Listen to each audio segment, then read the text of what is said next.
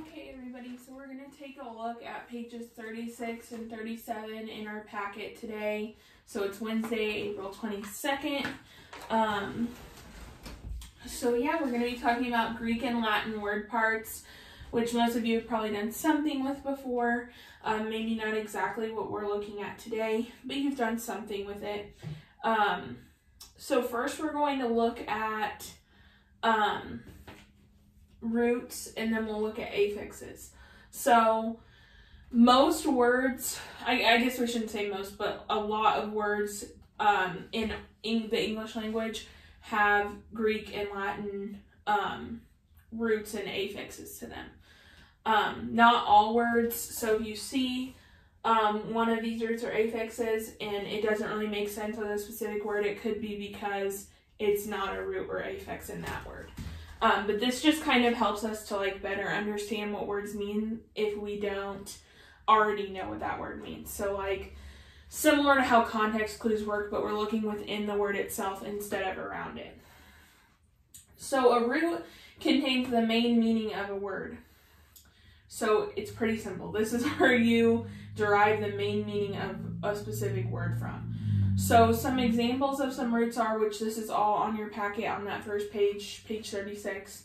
So you can look at it if you can't see it very well up here. But a root would be seed, or seed that can be spelled two different ways, C-E-D-E or C-E-E-D. So that means to go or move. Cure means run, mit, miss, send. And these are just some examples. Other roots, pawn and pause, to put or place, then or vent, to come, inject, to throw. So, like one specific example of one of these roots is if you look at seed, the word secede means to move apart or separate. That's what that word means. Well, we see move is in that root seed. That's what seed means, is to move. So secede means to move apart or separate.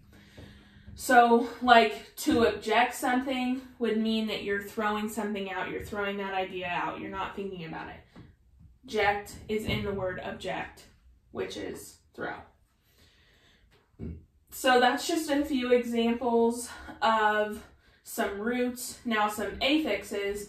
Affixes are added to roots.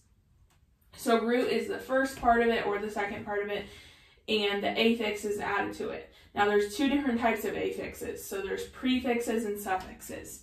So a prefix are affixes that come before the root. So prefixes would be what are affixes that come before the root. So if you think about the word dislike, dis would be a prefix because it comes before the root. And then suffixes come after the root. So pre is before, just like, and we're going to talk about pre. We even have a prefix in the word prefix. So, and then suffixes come after. So some examples of prefixes are inter, which means between, pro, which means forward or in favor, which just means that they're okay with it, that they like it. Pre is before. So if you think about the word preview, when you're watching like movies, you go to the theater, that type of thing. A preview, does it come before or after the movie? Before the movie. That's why it's called a preview. So a good way to keep prefixes in mind is that pre, it comes before the root. So then suffixes come after. So some examples of some suffixes are ion, which is act or process of, or, which is state, quality, or action, and then ent, someone who does an action occurring in a certain way. So, yeah. So these are just some examples of some prefixes and suffixes. I know this is a lot of information, but once we do the practice together, it'll make a little bit more sense. This is just to kind of help you to better understand what words mean, because if you know what roots mean and you know what certain prefixes and suffixes mean, then you can determine generally what those words mean. So this is kind of another type of context clue in a way, because it helps you to understand the word without actually looking up the definition of the word. So now that we've done this, we're going to take a look at that guided practice that's at the bottom of page 36. We're going to do that together, and then you guys will do page 37 on your own. Okay, we're going to take a look at the guided practice at the bottom of page 36. It says, read the passage, circle the root in each underlined word. On a separate sheet of paper, write the meanings of the word parts and define the word. So what we're going to go do is we're going to go through first and circle the root in each of the words, and then we'll do each word on a separate sheet of paper after that. So it says, hint, the meaning of the root does not usually fit exactly with the definition of the word. We kind of talked about that when we were going over the chart. Think of affixes and roots as clues that you can use along with the context to figure out the meaning of an unknown word. So that's kind of what we talked about at the beginning about how these are almost another form of context clues. So as we're reading, we'll circle those roots, and then we'll go through and define the roots and the meanings of the word. So we're just circling the root, not the prefixes or suffixes. So our car was proceeding along the highway when we heard the forecast. Well, if we look up at our chart, we see seed here and seed in the middle. So we're going to go ahead and circle seed. The weather had been mixed all day, and now we knew that the intermittent rains were the precursor to a big storm. So if we look at intermittent, we look up here at root, and we see mit, so we circle that. And I know that you're seeing suffixes possibly and prefixes as well, but we're just focusing on those roots for right now. When we go to defining the word, then we'll look at all of our word parts. And then precursor, we see the cur root. So let's circle that. The station resumed its programming, but the announcer interjected another warning. We look up at our roots, we see ject, here. My brother, who was driving, was a proponent of going home, but my sister Lexi wanted to continue. So we see proponent, opponent. We needed an intervention, so I used my cell phone to call my mom. Our last one up here is vent. We see vent here. So now we're going to take a look at all of the word parts of these, and we'll work on defining them. So we're going to start with number 1, which is, and you guys can do this on the back of the paper or pulling out a separate sheet of paper and putting it into your packet. That works too. So if we look at the word proceeding, we need to write the meanings of the word parts and define the word. So we have separate word parts here. Here we have pro and we have seed. So we need to define both pro and seed. So what does pro mean? Well, if we look back at our chart, it means forward, in favor of. Now, what about seed? What does seed mean? To go or move. So it says, our car was proceeding along the highway when we heard the forecast. So what was our car doing? It was moving forward. So the word proceeding means generally moving forward. So let's go to the second one. The weather had been mixed all day, and now we knew that intermittent rains were the precursor to a big storm. So let's start with intermittent. So we have the word intermittent. We already know that the mit is in there. And then if we look up at our prefixes, we have actually a prefix and a suffix, because we have int and inter. Inter means between, mit means send, and then ent means, in this case, occurring in a certain way. So let's go ahead and write that on our paper.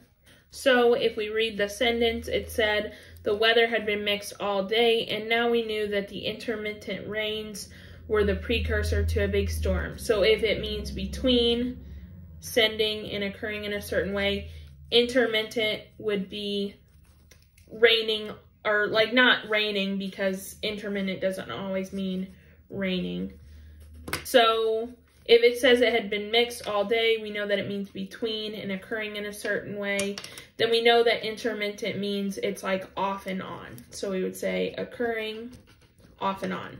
So it's not raining continuously, it's happening every now and then. So it's happening between other times, and it's occurring off and on. So it's happening in a certain way between other times.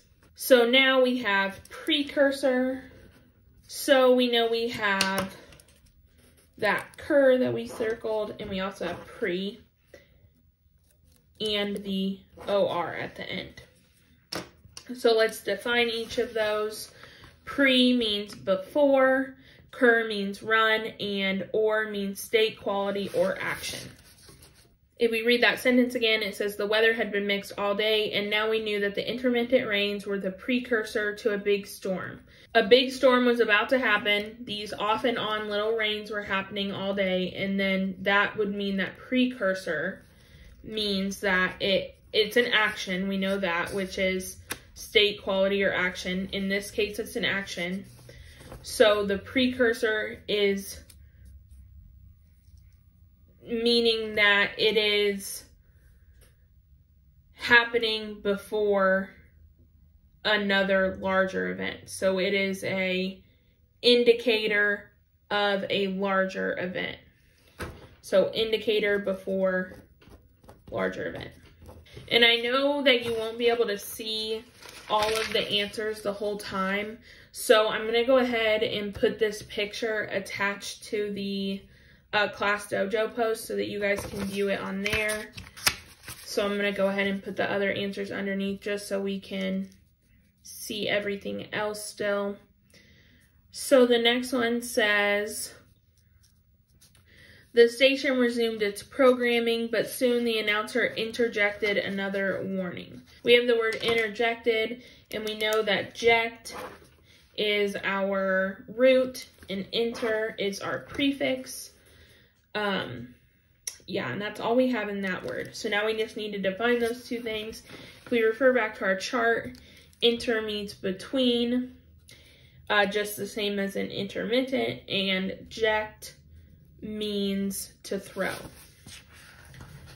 So let's go ahead and define those really quickly. So now if inter means between and ject means to throw, if we read the sentence, the station resumed its programming, but soon the announcer interjected another warning. So we can tell that when it says throw, it can mean to throw something in. Just like when we said the word object means to throw in your opinion on something and interrupt what other people are saying. So this means interjected would mean to say something and interrupt. We have interjected means to say something and interrupt. So the next one we have is proponent. So what we have here, we already know we have that pon, and we have the pro, and we also have the int. So the whole thing has both a prefix, suffix, and obviously a root. So let's define each of these really quickly. Pro means forward, in favor of. Pon means put or place. And then ent means someone who does an action or occurring in a certain way. So it says, my brother who was driving was a proponent of going home, but my sister Lexi wanted to continue.